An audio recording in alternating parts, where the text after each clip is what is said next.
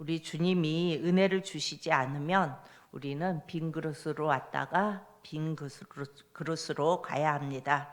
그러기에 우리는 늘 주님 앞에 나올 때 낮은 마음으로 주님을 바라보실 수 있기를 바랍니다. 주님은 오늘도 여기에 거닐고 계십니다. 우리가 어떠한 상황 속에서 이 새벽에 나왔는지 우리 주님은 다 아십니다. 여러분, 이 세상이 우리가 살아가면서 공기, 물 이렇게 유지되는 모든 것들, 그리고 이 땅이 움직이지 않고 굳건히 있어주는 이런 모든 것들이 누군가 관리를 하고 있으니까 유지되는 거예요. 그렇죠? 이 세상에 공기나 또 우리가 먹을 수 있는 물이나 이런 모든 것들이 누군가가 관리를 하고 있기 때문에 유지되는 거예요. 그분이 누구세요? 바로 창조주 하나님이십니다. 이 세심한 관리를 하고 계시는 주님이 내 인식 속에 없다면, 이렇게 모든 것들을 통치하시고 관리하시고 유지하시고 이런 주님이 내 인식 속에 없다면 그것도 죄입니다. 모든 좋은 것은 다 하나님께로부터 오는 것입니다. 그것이 내 삶 속에 늘 인식되어지고, 그래서 그 주님을 느끼고 그 주님을 고백해야 되는 것입니다. 오늘 27절에 우리에게 평안을 너희에게 끼치노니 곧 나의 평안을 너희에게 주노라 말씀합니다. 여러분, 평안이 없으면 어때요? 잠도 잘 오지 않죠. 평안이 없으면 내 인생이 고달파요. 그리고 평안이 없으면 없던 병도 생겨요. 그래서 어디가 아픈데 병원에 가서 진찰해 보면은 별 이상이 없대요. 그런데 자꾸 아파요. 왜 그래요? 우리 안에 평안이 없으면 그렇게 되어질 수밖에 없어요. 그러나 평안은 내가 생성할 수 있는 것이 아니에요. 우리가 만들어낼 수 있는 것이 아니에요. 평안은 예수님 거예요. 평안의 반대는 근심이고 두려움이에요. 평안은 주님이 주셔야 누릴 수 있는 거예요. 우리가 주님 안에 있고 주님이 내게 주셔야 누릴 수 있는 것이 평안입니다. 처음 창조된 인간에게는 평안이 있었어요. 하나님께서 처음 우리 인간을 창조하셨을 때 우리에게는 늘 기쁨이 있었어요. 평안이 있었어요. 아무 근심 걱정이 없었어요. 그런데 사단이 이 평안을 깨버리지요.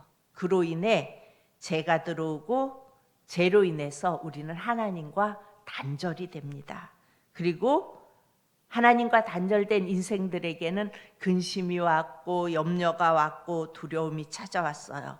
여러분, 우리가 살아가면서 우리의 삶 속에서 뭔가 근심과 두려움이 나를 엄습하고 나를 힘들게 하면 이 패러다임을 기억하시기 바랍니다.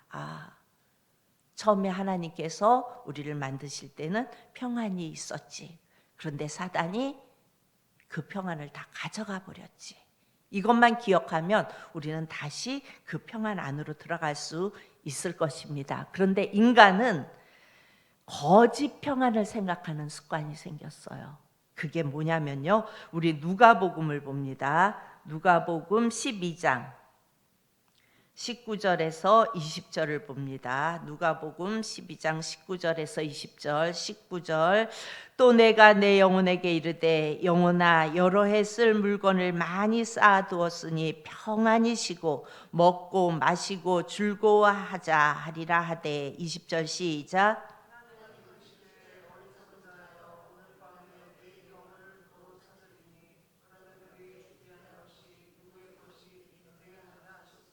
아멘.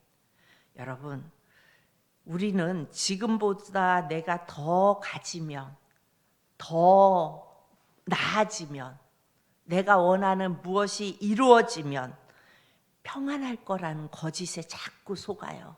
여러분, 이 거짓 평안은 사단이 우리에게 자꾸 가져다 주는 거예요.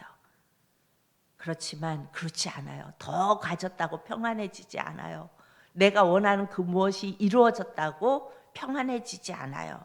여러분, 지금 현재 주님이 내게 주신 것들에 대해서 감사하며 이 속에서 평안을 누리는 것이 참 평안이에요. 하나님이 말씀하십니다. 네가 많이 쌓아두었을 때 내가 내 호흡을 끊어버리면, 그렇죠. 내가 준비한 것이 누구 것이 되겠느냐. 우리는 더 많이 쌓아두고 뭔가 잔뜩 있으면 내가 그래도 평안하게 살 수 있을 것 같아, 이렇게 생각해요. 그런데 그것은 사단이 주는 거짓 평안이라고요. 평안을 누릴 거라고 믿게 하는 것은 사단의 속임수예요. 만약에 더 많이 갖고 완벽하게 많이 누리고 있으면 평안할 거라고 생각한다면 많이 가진 자들에게는 늘 평안해야 되잖아요. 그런데 우리가 많이 가진 자들의 삶의 모습을 보면 그렇게 평안한 것 같지 않아요. 그렇죠? 내 마음에 평안이 없다면 우리는 평안을 주신 주님을 바라봐야 되는 거예요. 평안을 주신 우리 예수님을 바라봐야 돼요. 주님, 나에게 평안을 주세요. 지금 내 안에는 근심과 두려움이 가득해요. 지금 제게 평안이 필요합니다. 주님이 필요합니다. 이렇게 주님을 향하여 고개를 들고 평안을 구할 수 있기를 바랍니다. 그리고 회개하지 않고 죄를 품고 살면은요, 우리에게 평안이 없어요. 우리 시편을 봅니다. 시편 32편 5절에서 6절 말씀. 시편 32편 5절에서 6절. 내가 이르기를 내 허물을 여호와께 자복하리라 하고 주께 내 죄를 아뢰고 내 죄악을 숨기지 아니하였더니 곧 주께서 내 죄악을 사하셨나이다. 셀라.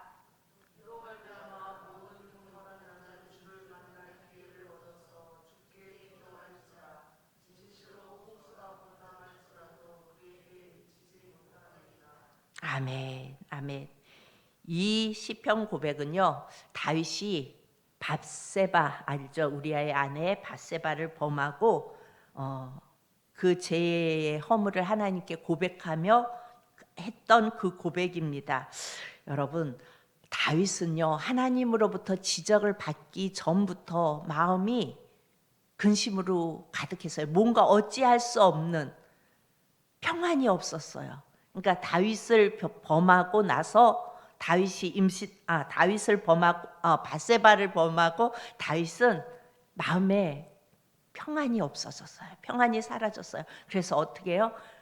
그 평안이 없는 그 전전긍긍하는 마음을 어떻게 할 수가 없어서 전장에 나가 있는 우리아를 불러들이죠. 그런데 이 우리아는 너무 충신이라서 불러들였지만 아내인 밧세바에게 들어가지 않아요. 그냥 자기의 부하들과 함께 지내요. 그 모습을 보면서 다윗은 더 전전긍긍해요. 그리고 불러서 다시 이야기를 해요.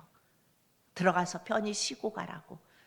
그런데 그 다음날 이제 우리아가 다시 전장으로 가야 할 그 상황 속에서 보니까 우리아는 밧세바에게 들어가지 않고 부하들과 함께 지내다가 다시 전장으로 가는 거예요. 그러니 다윗의 마음이 얼마나 불편했겠어요. 그래서 결국은 어떻게 해요? 근심하던 끝에 편지를 쓰죠. 요압 장군에게. 이 우리아가 전장에 가면 가장 전쟁이 치열한 곳에 보내서 그곳에서 죽게 하라. 그 일들을 만들어 가는 동안 다윗의 마음에는 얼마나 평안이 없었겠어요. 얼마나 힘이 들었겠어요. 그런데 나단 선지자가 와서 지적할 때 오히려 반가웠어요. 그래서 오늘 말씀에 보면 내가 여호와께 자복하리라. 아유, 차라리 잘 됐다. 하나님 앞에 자복하자. 죄를 품고 있을 때는 여러분 힘들어요. 그리고 그 죄를 어떻게 모면해 버리고 포장해 보려고 오히려 전전긍긍하며 마음에 평안이 없어요. 그런데 회개했더니 하나님 앞에 자복하리라 회개했더니 엄청난 그 살인죄, 엄청난 간통죄 다 사해 주셨다고 고백합니다. 여러분, 뭐라고 고백해요? 모든 경건한 자는 주를 만날, 그렇게 했더니 다 자복했더니 내 죄악을 사하셨나이다. 그러면서 이로 말미암아 모든 경건한 자는 주를 만날 기회를 얻어서 주께 기도할지라. 그렇게 주님을 만나니까 홍수가 범람할지라도 그에게 미치지 못하리라 말씀해요. 어떻게 보면 참 이해가 안 되는 말씀이에요. 어떻게 그걸 용서해주고 그렇게 되지? 라는 생각이 드는데요. 우리 하나님은요, 용서해 주시기 위해서 계신 분이세요. 우리 예수님은 용서하기 위해서 이 땅에 오신 분이라고요. 그래서 우리가 평안을 잃을 때는 이렇게 뭔가를 죄를 짓고 포장했을 때예요. 그리고 그 잘못을 자꾸 변명할 때 우리에겐 평안이 없어요. 하나님은 예수님을 통해서 우리를 용서해 주시기 원하세요. 그래서 마음의 죄책감과 눌림이 우리에게 있다면 예수님 앞에 다 내려놓고 회개하시기 바랍니다. 용서하러 오신 하나님의 이름이 뭐예요? 예수예요. 우리를 용서하기 위해 이 땅에 오신 하나님의 이름이 예수예요. 예수님은 애통하는 자를 위해서 오셨어요. 다윗처럼 자복하리라. 숨기지 마시고 내려놓는 만큼 우리는 평안할 수 있어요. 거룩한 척 다 포장하고 내가 주님만 의지한 척 그렇게 포장하면요, 우리는 수치를 당할 수 있어요. 여러분, 죄를 품고 있으면요, 내 영이, 혼이, 육이 다 망가지게 되어 있어요. 그런데 여러분, 사람에게 말하지 마세요. 어느 치유센터에 가면 다 토설하라, 사람 앞에서 토설하라, 이렇게 얘기하는데요. 사람에게 말할 필요는 없어요. 똑같은 죄인이 죄인에게 말할 필요 없어요. 왜 그래요? 덕을 끼치지 않으니까. 하나님은 그 죄를 토설했을 때 그 죄가 어떤 죄이든 다 용서해 주세요. 그런데 사람은 그 죄를 토설하고 나면 어떻게 해요? 그 죄를 잊어야 되잖아요. 근데 그걸 근거로 해서 바라봐요. 그렇기 때문에 내가 어떠한 죄를 지었을 때 사람에게 토설하지 마십시오. 하나님 앞에서 다 토해내시기 바랍니다. 그러면 하나님께서 다 용서해 주세요. 여러분, 이 일이 어렵나요? 어렵지 않잖아요. 사람들 앞에서 하라 그러면 어쩌면 어려울 수 있어요. 그런데 하나님 앞에서 하는 건 어려울 게 없어요. 그런데 우리는 우리 안에 있는 죄들을 다 꽁꽁 가지고 가요. 그러면 우리에게 평안이 없어요.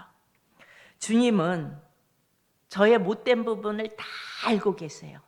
그리고 제가 어느 한계선에 가면은 힘듦을 느끼고 포기하는지 너무나 잘 알고 계세요. 그렇게 너무나 잘 알고 계신 주님이기 때문에 세세하게 다 말할 수 있는 거예요. 하나님, 나는 여기까지밖에 안 되는 거 아시잖아요. 다 이야기할 수 있는 거예요.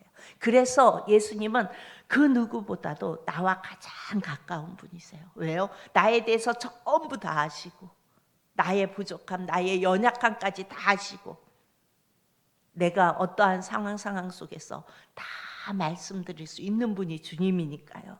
여러분에게 예수님이 가장 가까운 분이길 축복합니다. 우리 예수님이 그 누구보다 가장 여러분에게 가까운 분이길 축복합니다. 죄를 용서하시는 예수님 안에 평안이 있어요.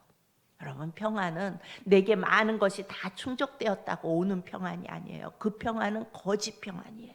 정말 평안은요, 예수님 안에 있어요. 도둑이 오는 것은 도둑질하고 죽이고 멸망시키려는 거래요. 도둑이 뭐예요? 사탄이에요. 하나님에 대한 기억을 다 도둑질해 가요. 그래서 하나님의 그 은혜, 이 세상을 지으시고 우리에게 이 세상을 지으시고 우리의 필요한 것을 다 채우시는 그 하나님의 놀라운 은혜를 우리가 잊고 살아가면서도 자꾸 잊게 만들어요. 그 하나님의 사랑을 잊어버리게 만들어요. 그래서 우리가 하나님에 대해서 잘 모르는 거예요. 그래서 우리가 예수님에 대해서 잘 모르는 거예요. 사단이 자꾸 가려주니까 우리가 모르는 거예요.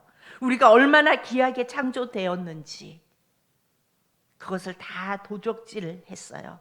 우리의 정체성을 다 도적질해 갔어요. 우리가 어떤 존재인지, 하나님이 어떻게 우리를 지으셨는지 그 엄청난 은혜를 다 도적질해 간 거예요. 우리의 인생의 목적을 다 도적질해 가서 우리는 그냥 돈 그러고 살아가요. 인생의 목적이 돈 많이 버는 게 되어버렸어요. 그래서 돈만 많이 벌면, 내가 더 많이 가지면, 내가 더 좋은 데로 가면, 지금보다 더 좋은 곳, 더 좋은 곳, 그러면 내게 평안이 있을 거야. 이렇게 거짓 평안에 속아서 살아가게 만들었어요. 그러면서 사탄은 서서히 우리 영혼을 지옥으로 끌고 가고 있어요. 예수님은 어때요? 예수님은 양으로 생명을 얻고 풍성히 얻게 하셔서 하나님이 누군지 자꾸 가르쳐 주세요.